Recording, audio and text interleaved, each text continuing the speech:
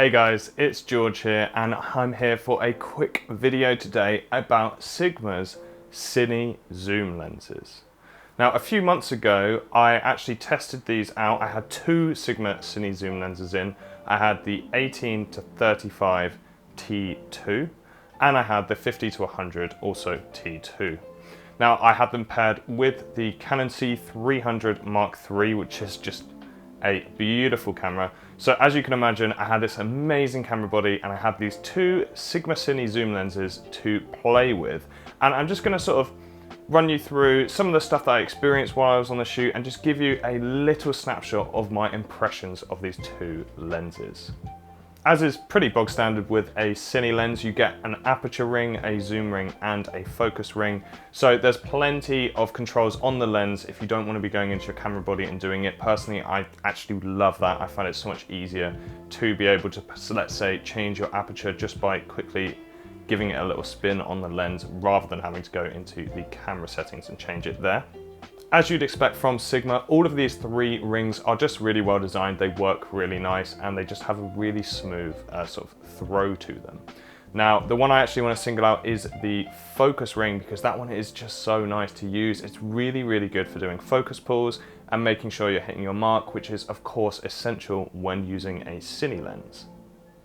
They're all designed with the little teeth indents that you'd expect to find on a Cine lens, which is designed for the use with a follow focus. So it's nice that you can hook any of these, or actually all of them, up to a follow focus if you want, which is incredibly useful if you were going to be doing any like short films or adverts, or basically anything where you'd maybe have a slightly large crew and therefore maybe you have a focus pillar or something like that, but they're not able to be where the camera is, then of course you've got those useful little teeth indents for those focus pulls.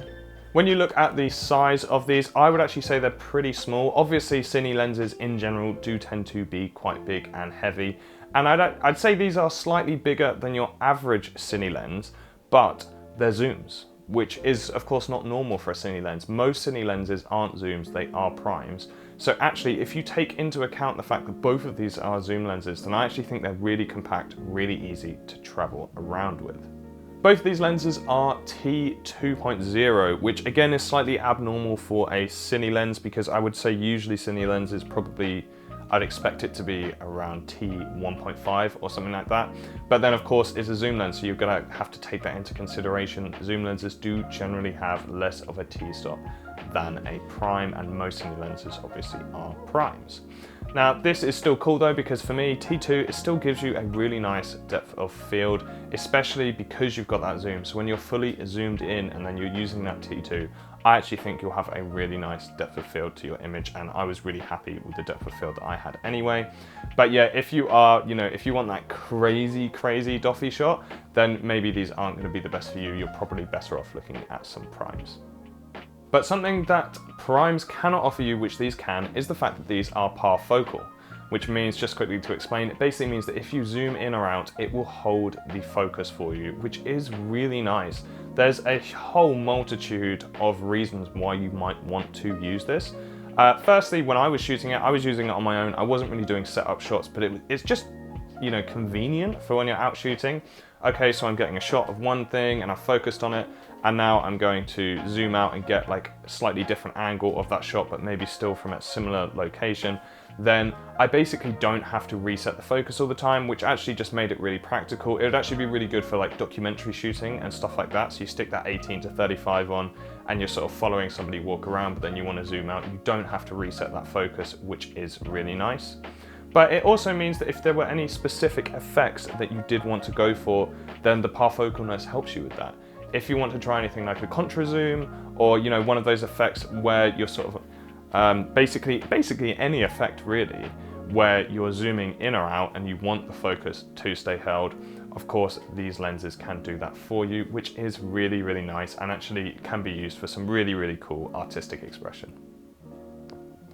In terms of image quality, I was really happy with them. I would say actually a really good reference point for the image quality of these lenses is the Sigma Art range, because these are more or less the Sigma Art range, but rehoused with that Cine housing and all of those capabilities and extra features that Cine lenses offer, but with still predominantly that Sigma Art glass.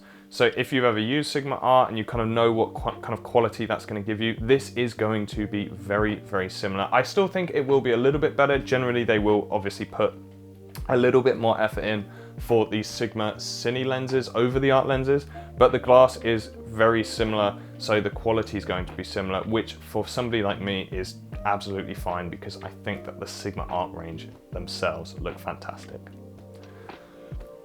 One other pretty weird and quite cool feature of these lenses is that they also have glow-in-the-dark writing on them. Now, I was shooting in the day when I was using these, so I can't say that that was of any use to me, but that's just kind of like a cool little quirky feature. I can imagine if you were doing some night shoots and you were like on a shoot that was also a night shoot, but specifically a very low light shoot, then just being able to have the numbers and stuff like that just glow in the dark so that when you're shuffling through your kit bag and you're in a stressful moment and you've got to be fast, you can see exactly which lens is which is really useful, or even actually setting focus points. And there's so many reasons that the glow in the dark could be useful. It is a bit of a gimmick, but actually I do think it's one that could end up being quite handy in a very niche situation. I would say the only issue I actually had with these lenses at all was on the 50 to 100, I did notice some focus breathing. I didn't notice any really that bothered me at all on the 18 to 35, but you could see it on the 50 to 100. So that's just worth taking into account. It's not necessarily going to put off all shooters, but it is something to be aware of. I would say if you are going to make a purchase to buy lenses like this, Cine lenses are no joke, they're very expensive. So I would always recommend actually renting them out and try them out. You know, if you've got a shoot where you think these might be good, then rent them out for a week, try them out and see what you think, and then go and buy them, because these are a decent investment.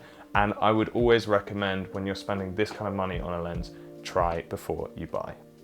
That's it from me really on these Sigma Cine Zoom lenses though. I mean, the real purpose of this video was just to sort of chuck in loads of the test footage I got so that you guys can actually see exactly what the lenses can do and see if they might be a good fit for your next production. If you did enjoy the video, then I'd really appreciate it if you did hit subscribe and turn on notifications. It's a really good way of staying up to date with all of the videos that we have coming out across the channel. And if you have any questions for me, or just, you know, if you want to find out a little bit about how the shoot was, I'm really happy to answer anything that you have to ask me in the comment section below. But apart from that, I hope you enjoyed the video, and thanks for watching.